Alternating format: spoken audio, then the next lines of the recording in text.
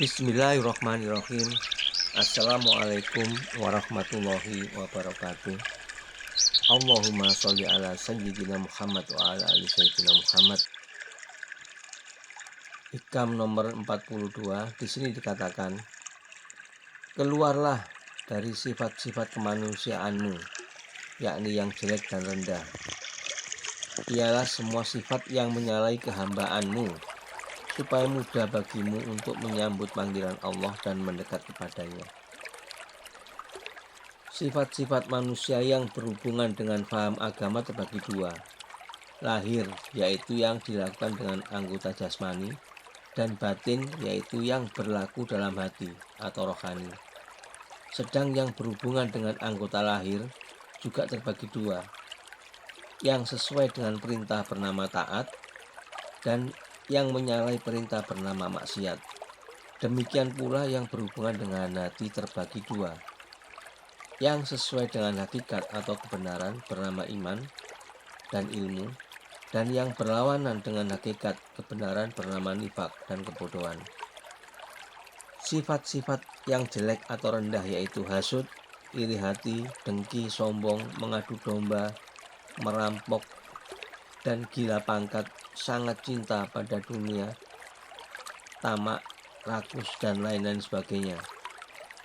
Dari sifat-sifat jelek ini akan timbul cabang-cabangnya yang berupa permusuhan, kebencian, merendah terhadap orang kaya, menghina orang miskin, bermuka-muka, sempit dada, hilang kepercayaan terhadap jaminan Allah, kejam, tidak malu, dan lain-lain sebagainya.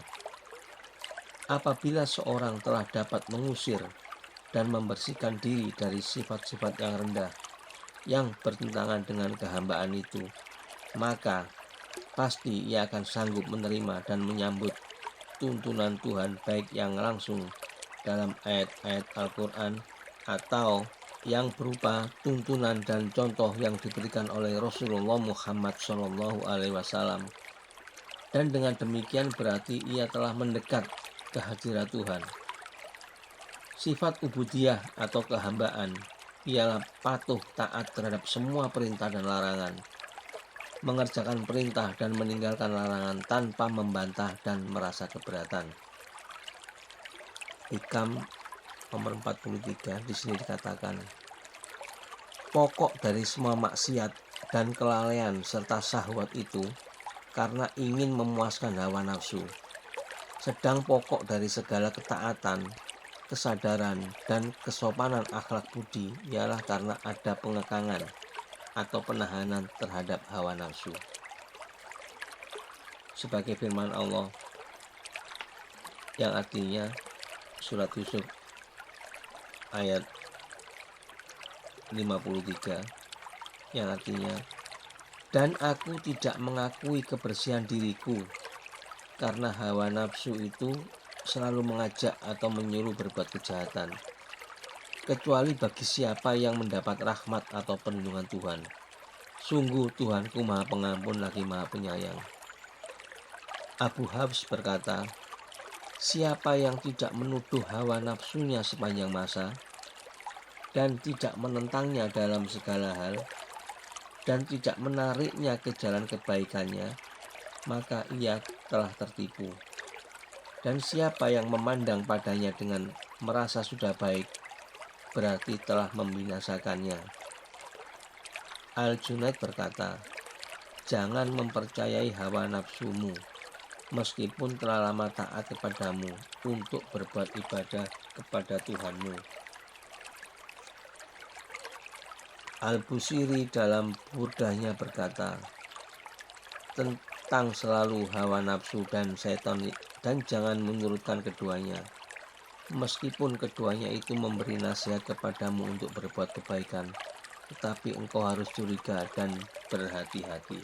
Hikam nomor 44 di sini dikatakan, dan sekiranya engkau berkawan seorang bodoh yang tidak menurutkan hawa nafsunya, lebih baik daripada berkawan seorang alim yang selalu menurutkan hawa nafsunya.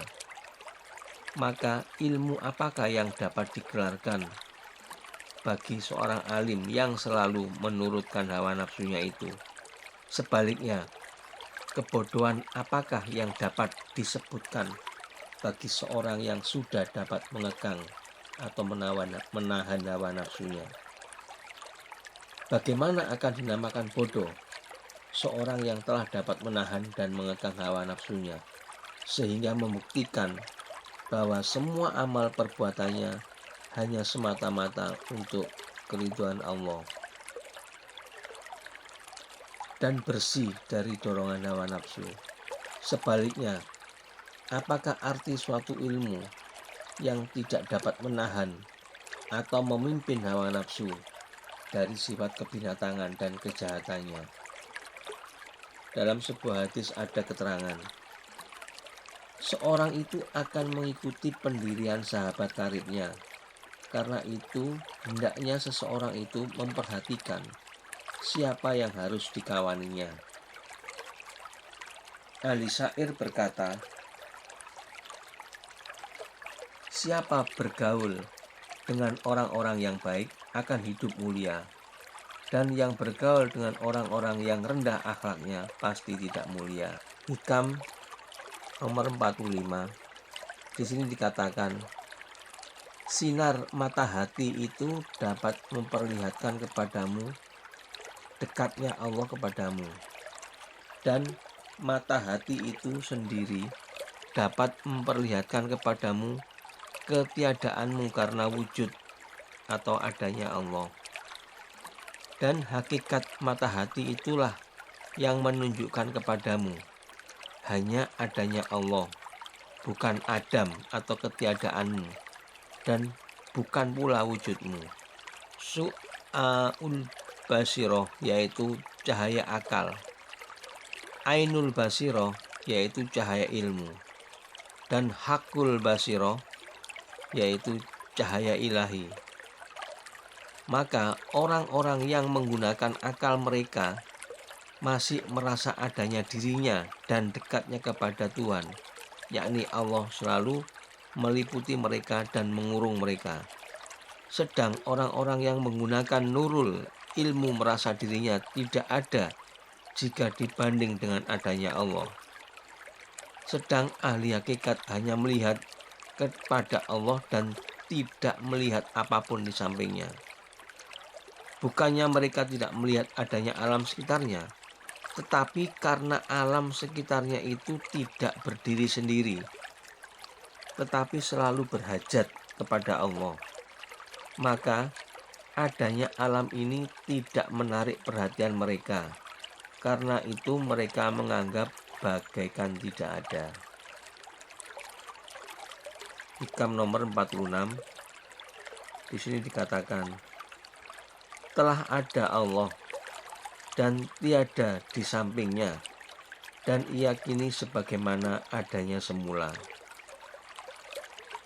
Demikianlah contoh makom fana. Tiada melihat sesuatu kecuali Allah, bagaikan seorang di dalam gedungnya, kemudian ia mengisi rumah dengan segala perabot dan boneka atau patung. Lalu ditanya, siapakah yang ada di dalam gedung itu? Jawabnya, hanya ia seorang.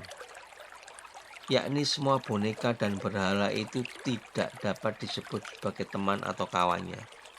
Demikian orang ahli hakikat tidak melihat adanya sesuatu yang dapat disebut di samping Allah. Hikam nomor 47. Di sini dikatakan, jangan melanggar atau melampaui niat tujuanmu atau hasrat harapanmu kepada lain-lainnya.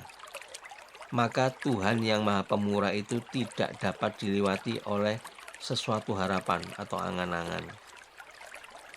Perasaan yang luhur enggan membuka hajat kebutuhannya kepada orang yang tidak dermawan, dan tidak ada yang dermawan pada hakikat yang sebenarnya kecuali Allah Ta'ala.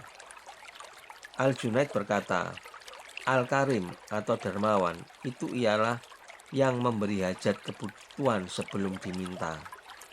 Ada pula pendapat Al-Karim ialah yang tidak pernah mengecewakan harapan orang yang berangan-angan atau berharap.